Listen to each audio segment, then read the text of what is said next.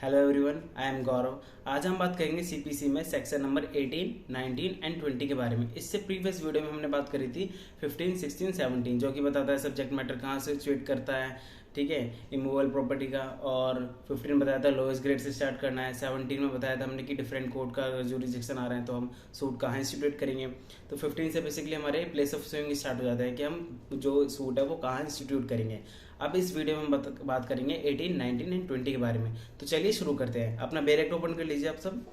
Section number 18 देखते हैं, बेरेक्ट language. Place of institution of suit where local limits of jurisdiction of different courts jurisdiction of courts are uncertain. मतलब कि courts की जो jurisdiction है वो अनसर्टेन है। अनसर्टेन मतलब कि मेरा कोई मैटर है, मेरी कोई प्रॉपर्टी है, वो सपोज करो गाजियाबाद कोर्ट में भी आ रही है या फिर नोएडा में। मैं कंफ्यूज हूँ कि ये जो जुरिडिक्शन है इस प्रॉपर्टी के ऊपर वो गाजियाबाद कोर्ट के ऊपर है या नोएडा की कोर्ट के ऊपर है। तो जो मेरे ऊपर सूट इंस्टीट्यूट करेगा वो कंफ्यूज हो रहा है कि भाई इसकी प्रॉपर्टी गाजियाबाद में पड़ रही है या नोएडा कोर्ट के अंडर पड़ रही है, तो मैं कहाँ पर सूट इंस्टीट्यूट करूँ। तो जिस कोर्ट में जा रहा है where it is alleged to be uncertain, जहाँ अनसर्टेन आ रही है, ठीक है, within the local limits of the jurisdiction of which of 2 or more courts are immovable property. मतलब दो से अधिक भी आ सकते हैं जुरिडिक्शन उस कोर्ट में, उस प्रॉपर्टी के ऊपर। Any one of those courts, किसी भी कोर्ट में, if satisfied that there is ground for, मतलब कोर्ट को सेटिस्फाई करना पड़ेगा कि हाँ अनसर्टेनिटी आ रही है। जिस कोर्ट में हम इंस्टीट्यूट करेंगे, किसी भी कोर्ट में जहाँ पे डिफरेंट कोर्ट्स का अनसर्टेनिटी आ रही है कि इस कोर्ट में सूट इंस्टीट्यूट करें या इसमें करें या इसमें करें, ठीक है, क्योंकि अनसर्टेनिटी आ रही है, पता नहीं चल रहा है कि वो प्रॉपर्टी किस प्रॉपर कोर्ट के अंदर जुरिडिक्शन में आ रही है, ठीक है। अगर हम फाइल करते हैं किसी कोर्ट में, जिस कोर्ट में हम फाइल कर रहे हैं, तो उस कोर्ट को हमें सेटिस्फाई करना पड़ेगा कि हाँ अनसर्टेनिटी का ग्राउंड है। अगर वो सेटिस्फाई हो जाता है तो वो अपनी स्टेटमेंट रिकॉर्ड करेगा, ठीक है। स्टेटमेंट रिकॉर्ड करने के बाद ही क्या वो अपने मतलब उसको सूट को इंस्टीट्यूट करेगा कोर्ट जो है, ठीक है।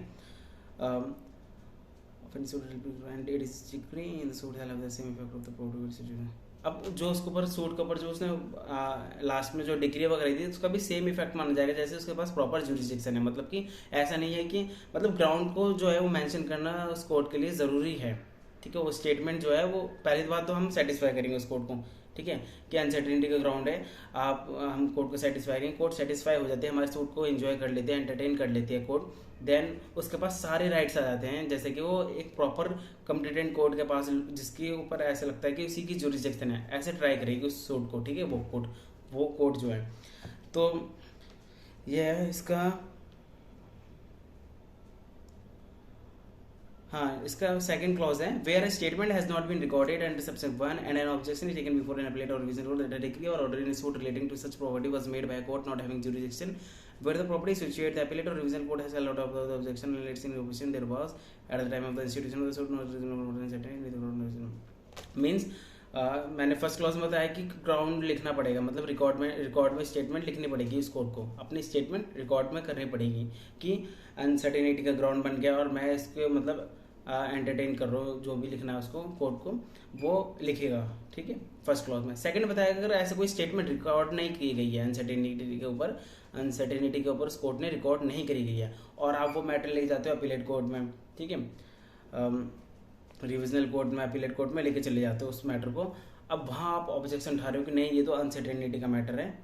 ठीक है, और आपने प्रीवियस जो कोर्ट थी मतलब जिसके पास हम पहले गए थे वहाँ तो उठाया नहीं मैटर हो और बाद में उठा रहे हो, तो कोर्ट आपके इस एलिगेशन को डिनाई कर देगी, कोर्ट मना कर देगी। वो देखेगी आपने पहले उठाया था या नहीं उठाया। अगर आपने पहले नहीं उठाया ये ऑब्जेक्शन तो आपकी इस प्ली को क्या है कोर्ट जो है रिजेक्ट कर देगी, नहीं मानेगी इसको,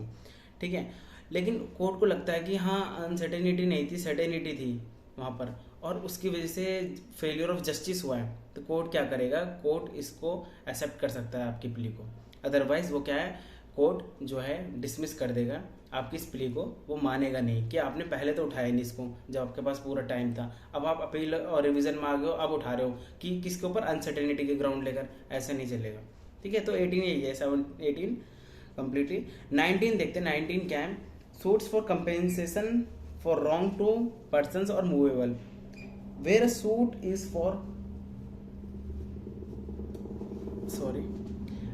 is for compensation for wrong done to the person or to movable property if the wrong was done with the local limits of the jurisdiction of one court and the defendant resides or carries on business or personally works for gain within the local limits of the jurisdiction of any other court, the suit may be situated at the option of the plaintiff. अच्छा, मतलब कि आपको कोई taught का matter है, ठीक है, आपको उससे कंपेंसेशन लेना है किसी मूवेबल चीज़ है, मतलब कि कोई पर्सन है, आपने सपोज करो उस पर्सन किसी आप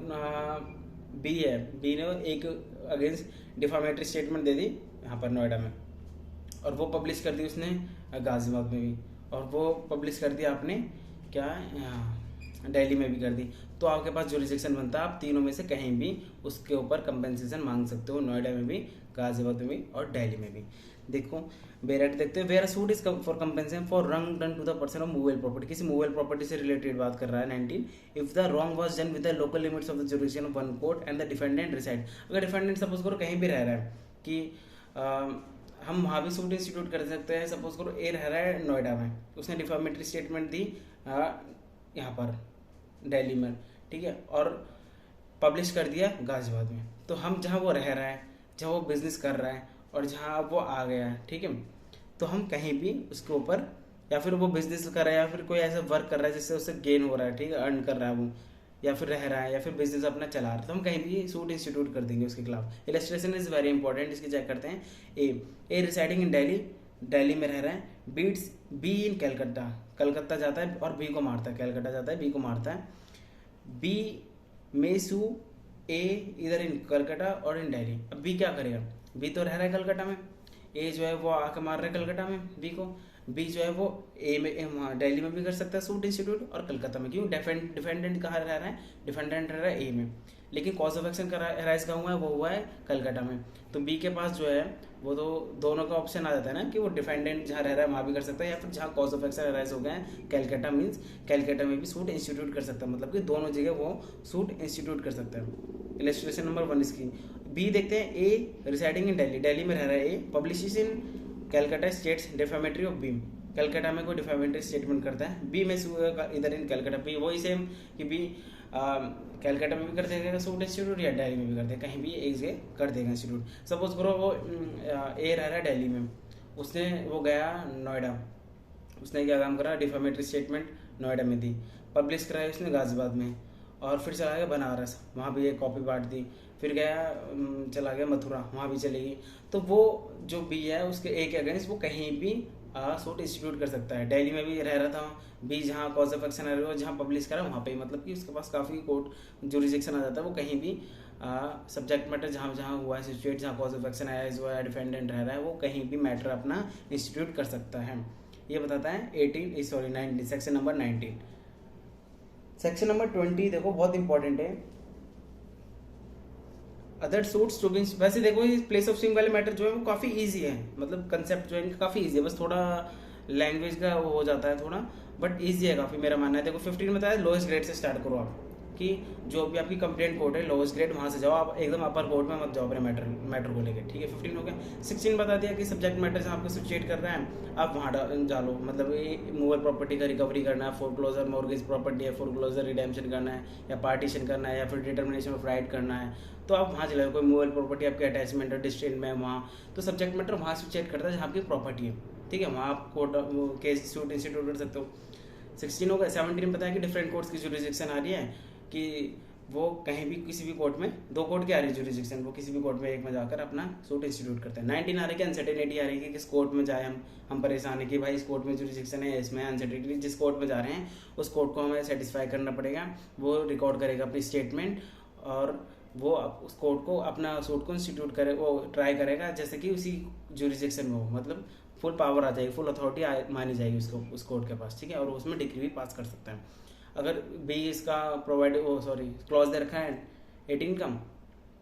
कि अगर वो रिकॉर्ड स्टेटमेंट नहीं करता है और आप अपील और रिवीजन में जाते हो तो इस ऑब्जेक्शन को नहीं उठाओगे कि भाई वो अनसर्टेनिटी थी, अगर आपने फर्स्ट प्रीवियस कोर्ट में इस ऑब्जेक्शन उठाया है तो आपकी मान ली जाएगी, अगर नहीं उठाया तो आप बाद में ये नहीं कह सकते कि मैंने तो कहा नहीं था लेकिन उसके पास अनसर्टेनिटी का है, अनसर्टेन जुरिसडिक्शन था ही नहीं और ये है, आप उन्होंने कोर्ट ट्राई कर दिया और फैसला दे दिया, ऐसे नहीं कर सकते। हाँ कब कर सकते हो, अनसर्टेनिटी नहीं बन रही हो वहाँ और आपका फेलियर ऑफ जस्टिस हो रहा हो, तो आपकी वो प्ली को जो है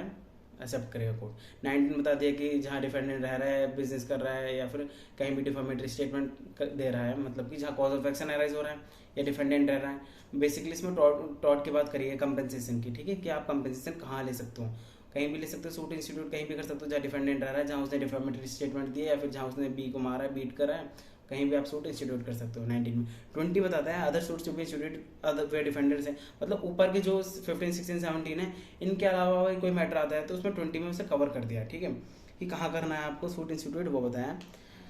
बेरक पढ़ते हैं subject to the limitation of force and suit help institute in accord with the अच्छा ए बताया द डिफेंडेंट और ईच ऑफ द डिफेंडेंट्स, मतलब कि मोर देन डिफेंडेंट्स, सपोज करो एक किसी सूट में ए बी सी डी 4 लोग हैं, ठीक है, 4 पार्टी हैं, उन्होंने गाजियाबाद में आकर एक कॉन्ट्रैक्ट साइन करा, ठीक है, ए रहता है दिल्ली में, बी रहता है मुंबई में और सी रहता है चेन्नई में। आके गाजियाबाद में कॉन्ट्रैक्ट उन्होंने क्या करा, साइन करा और वहीं पे ब्रीच कर दिया, ठीक है, ब्रीच कर दिया। तो ए जो है वो ए पर्सन बी और सी के अगेंस्ट अगर केस डालना चाहता है तो वो कहाँ डालेगा, उसके पास ऑप्शन देखो, वो गाजियाबाद में डाल देगा कि जहाँ पर कॉन्ट्रैक्ट करा है, या सपोज करो कॉन्ट्रैक्ट ब्रीच हुआ है लखनऊ में, तो उसके पास देखो कहाँ करेगा, जहाँ कॉज ऑफ एक्शन अराइज हुआ लखनऊ में, जहाँ कॉन्ट्रैक्ट साइन हुआ मतलब गाजियाबाद में, जहाँ बी रहता है मुंबई में या सी रहता है चेन्नई में, तो ए कहीं भी इंस्टीट्यूट कर सकता है ना सूट। आज सपोज करो ए जो दिल्ली में रहता है उसने इंस्टीट्यूट कर दिया चेन्नई में केस, ठीक है, और बी रहता है मुंबई में, और मुंबई वाले ने ऑब्जेक्शन उठाया कि नहीं मैं तो नहीं आ पाऊंगा चेन्नई, मैं क्यों जाऊँ चेन्नई, क्योंकि तो जनरली जो सूट है फाइलिंग वगैरह प्रोसेस इतना मतलब कॉस्टली नहीं है, कोई भी केस कर सकता है इजिली। तो डिफेंडेंट को प्रोटेक्शन दी जा रही है इस चीज़ में कि डिफेंडर को चॉइस है कि वो ऑब्जेक्शन उठा सकता है, उठा सकता है, ऑब्जेक्शन उठा सकता है, वो देखेगा कि हाँ मेरे को तो भाई प्रॉब्लम हो रही है, मैं तो नहीं आ रहा बार बार चेन्नई। बी जो है कि उसने तो ए ने जो है सी के वहाँ जहाँ सी रहता वहाँ करा है, मेरे पास रहता, मेरे पास इंस्टीट्यूट करता, मेरे को इजीली रहती, मैं अपना किराया भाड़ा लगा के क्यों जाऊँ। तो अगर वो ऑब्जेक्शन उठा रहा है तो कोर्ट क्या करेगा, उसके ऑब्जेक्शन को एक्सेप्ट कर लेगा और वो उसको सूट को डिसमिस कर देगा, ठीक है। और सपोज करो ऐसे ही सेम अगर वो करता है यहाँ पर लखनऊ करता है और सी चेन्नई से आ रहा है, चेन्नई से लखनऊ साउथ से नॉर्थ में आ रहा है, तो उसको बहुत ज़्यादा प्रॉब्लम हो रही है, तो वो भी ऑब्जेक्शन उठा सकता है। लेकिन अगर इसमें है कि अगर ऑब्जेक्शन कोर्ट सेटिस्फाई होता है ना कि उसके ऑब्जेक्शन से कि हाँ भाई सही है, तो वो उसके डिसमिस कर देगा सूट को, अदरवाइज वो कंटिन्यू भी कह सकता है कि कोई दिक्कत नहीं कंटिन्यू करो। या फिर ऐसे भी हो सकता है कि ए बी सी को टुगेदर कहीं कर लें कि चेन्नई वाले को, मुंबई वाले को, दिल्ली वाले को सब बुला लो यहाँ गाजियाबाद कोर्ट में, आपको गाजियाबाद कोर्ट में भी चल सकता है, ऐसे भी कर सकते हैं। देखते हैं जहाँ पर बिजनेस अपना कैरी कर रहा है कोई पर्सन, वहाँ पे भी सूट इंस्टीट्यूट कर सकते हैं, पर्सनली वर्क फॉर गेन वहाँ पे भी, या फिर जो जहाँ वो रह रहा है, ठीक है, वो भी जाएगा। बी देखते हैं any of the defendant where there are more than one at the time of the consumption actually and would resides or case on which the person living that is the defendant would not reside or get, मतलब कि cause of action जहाँ arise हो रहा है या फिर थोड़ा भी आ रहा है, पार्टली भी आ रहा है, जहाँ कॉज ऑफ एक्शन अराइज हुआ वहाँ पे भी सूट इंस्टीट्यूट कर सकते हैं। और बेसिकली मेरा कहना का मतलब यही है कि वो कहीं भी इंस्टीट्यूट कर सकता है जहाँ कॉज ऑफ एक्शन अराइज हुआ है, फिर बहुत सारे डिफेंडेंट है अलग अलग, वहाँ पे भी कर सकता है, लेकिन उसमें ऑब्जेक्शन उठाना ज़रूरी है। अगर डिफेंडेंट ने नहीं उठाया तो बाद में वो नहीं उठा पाएगा, मतलब कि डिफेंडेंट ने उठा दिया और कोर्ट ने मना कर दिया कि नहीं कंटिन्यू करो केस को, सूट को, तो कंटिन्यू होगा। अगर डिफेंडेंट उठाता है, अगर डिफेंडेंट नहीं उठाता तो फिर तो कोई दिक्कत नहीं है, ऑब्जेक्शन नहीं उठा रहा तो। एक्सप्लेनेशन देखिए, corporation shall be deemed to carry on business as sole or principal office in India or in subject of cause of action, यही है। इसकी इलस्ट्रेशन देखते हैं हम। A resides at Shimla, Shimla में रह रहा है A, B at Calcutta, B रह रहा है कैलकाटा में और सी रह रहा है दिल्ली में। A B and C being together at Banaras, Banaras में मिलते हैं, ठीक है। B and C make a joint promissory note payable on demand, promissory note बनाते हैं बी और सी, ठीक है, कहाँ पर, बनारस में, तीनों बनारस में मिलती है। बी और सी में एक प्रोमिसरी नोट बनाते हैं, ठीक है, payable on demand and deliver to A, वो ए को डिलीवर कर देते हैं। ए में sue B eight C, A में sue B and C at Banaras, कहाँ करेगा, ए जो है वो सू करेगा बी और सी में करेगा। जब प्रोमिसरी नोट बनाया उन्होंने बी और सी ने ए को देने के लिए, तो बी और सी को बनारस में भी ट्राई कर सकता है वो। Where the cause of action और ही में also sue them at Calcutta, Calcutta में भी कर सकता है जहाँ बी रह रहा है, और दिल्ली में भी कर सकता है जहाँ सी रह रहा है। मतलब कि एक के पास ऑप्शन आ गया ना, जो मैंने एग्जांपल दिया था इससे पहले कि वो कहीं भी सूट इंस्टीट्यूट कर सकता है जहाँ कॉन्ट्रैक्ट ब्रीच हुआ है, कॉन्ट्रैक्ट साइन हुआ है, या फिर जहाँ वो रेसाइड कर रहा है ए, या अदर पार्टी जहाँ रेसाइड कर रही है या बिजनेस कर रही है, या फिर कोई ऐसा गेन कर रही है जिससे कोई वर्क ऐसा कर रहा है, तो वहाँ वो कहीं भी कर सकता है। मतलब कि इसमें है लास्ट में देखो, if the non resident defendant object, अगर कोई डिफेंडेंट को ऑब्जेक्शन उठाना है, ठीक है, the suit can not proceed with the leave, मतलब कोर्ट की प्रायर परमिशन बहुत जरूरी है। कोर्ट अगर कहता है,